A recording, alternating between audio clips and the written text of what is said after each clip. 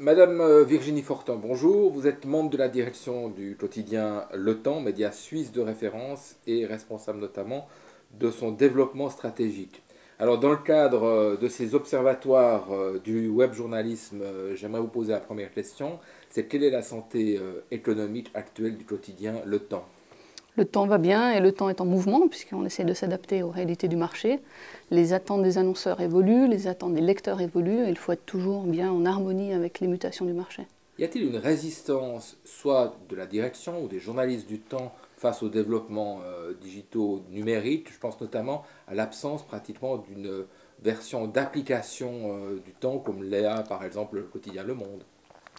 Aucunement, et il est vrai que le changement appelle toujours un petit peu de résistance.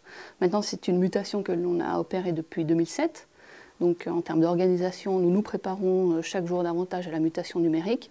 Et en termes d'application, il n'y a aucune résistance. C'est plutôt une question de mise sur le marché de produits. Nous avons déjà des applications iPhone et iPad qui existent. Pas le temps en tant que tel.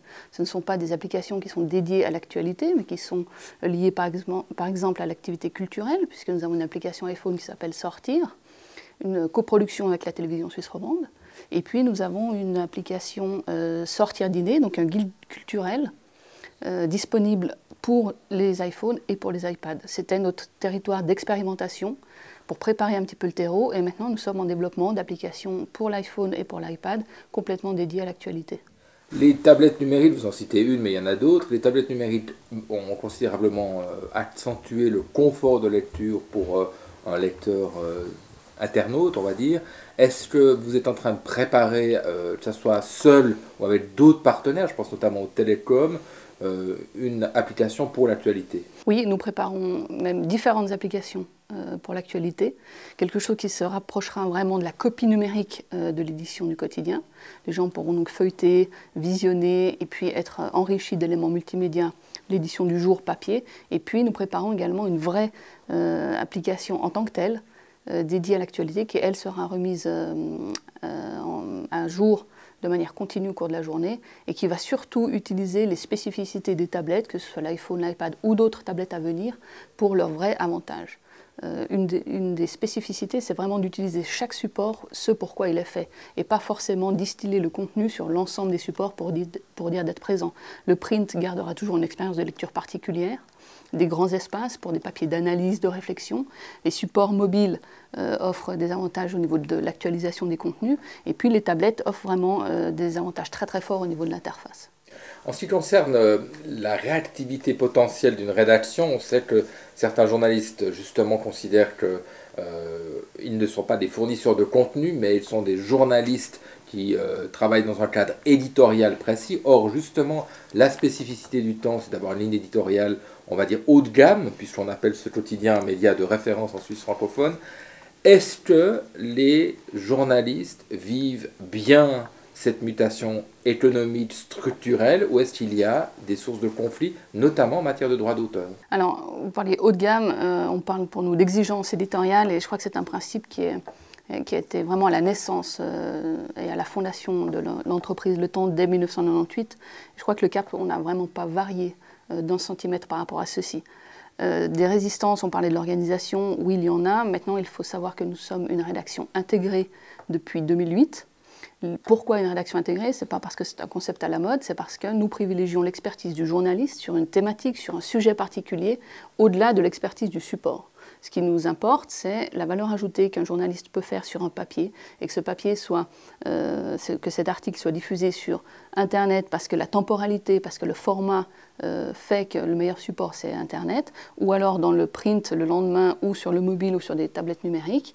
Ce qui nous importe, c'est vraiment le contenu. Ce n'est pas les supports qui définissent les contenus, c'est les contenus et surtout leur forme, leur temporalité qui définissent leurs canaux de diffusion. Quelle est la problématique pour vous la plus importante du basculement du print vers le numérique? Est-ce que c'est la mesure de l'audience? Est-ce que c'est la monétisation de la publicité sur les sites? Au fond, aujourd'hui, quel est votre principal souci par rapport à cette mutation? occulter le fait que le business model reste quelque chose de très ouvert et un sujet d'intérêt parce que voilà, il nous faut trouver des solutions. Ce serait mentir. Maintenant, il y a un deuxième problème qu'il ne faut vraiment pas là éluder, c'est justement cette question de format et de rythme. Une rédaction issue d'un support print est habituée à travailler dans une temporalité longue, c'est-à-dire une journée, et à recommencer le même travail, un travail d'analyse, le lendemain pour le jour d'après. Et on est vraiment comme ça dans un rythme un petit peu long.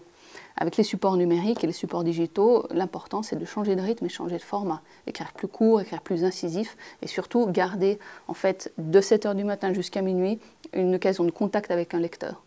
Et ça c'est peut-être une dimension qui est lourde à faire changer et qui prend pas mal d'énergie. En ce qui concerne l'actionnariat du journal Le Temps, celui-ci a été longtemps détenu majoritairement par deux groupes de presse suisses qui étaient Edipresse, à l'origine même du Temps, suite à la fusion entre Journal de Genève et Nouveau Quotidien en 1999. Aujourd'hui, 11 ans après, Edipresse passe en main du groupe alémanique Tamedia.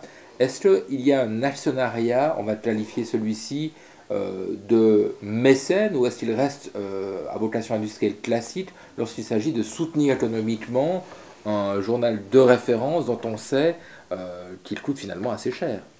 La qualité a effectivement un prix et c'est aussi notre défi au quotidien, c'est de garantir la pérennité d'une entreprise comme Le Temps sur un marché qui reste somme toute restreint, même si on essaye d'ouvrir les frontières avec notamment les supports numériques pour s'ouvrir au monde francophone. Sur l'actionnariat, je préfère la notion d'actionnariat de professionnel, puisque ce sont des maisons d'édition dont vraiment on a une tradition d'éditeurs, de professionnels de la branche qui détiennent Le Temps. Est-ce que la considération intellectuelle entre chez l'annonceur ou pas du tout?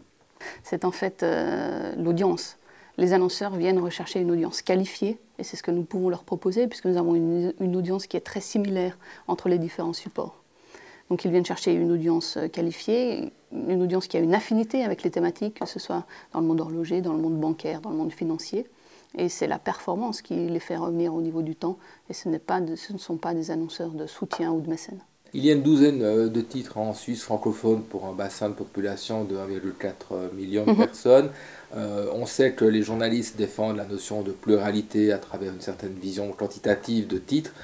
Toutefois, ce marché suisse francophone est considéré à l'échelon mondial comme un des mieux servis. Est-ce que vous voyez dans la concentration des médias, c'est-à-dire dans la disparition encore d'un certain nombre de titres en Suisse francophone, un atout pour le quotidien Le Temps? La disparition d'autres titres ou de concurrents n'est pas forcément une bonne chose pour Le Temps, puisqu'on sait très bien qu'une migration soit des lecteurs, soit des annonceurs ne s'opère pas à 100% sur un autre titre. Et la concurrence stimule aussi les rédactions et les directions des entreprises comme Le Temps, puisque l'idée c'est aussi de s'améliorer au quotidien. La qualité, voilà, on est aussi soumis à une exigence de rentabilité, il ne faut pas l'exclure, puisque c'est un gage d'indépendance. Madame Fortin, je vous remercie. Merci à vous.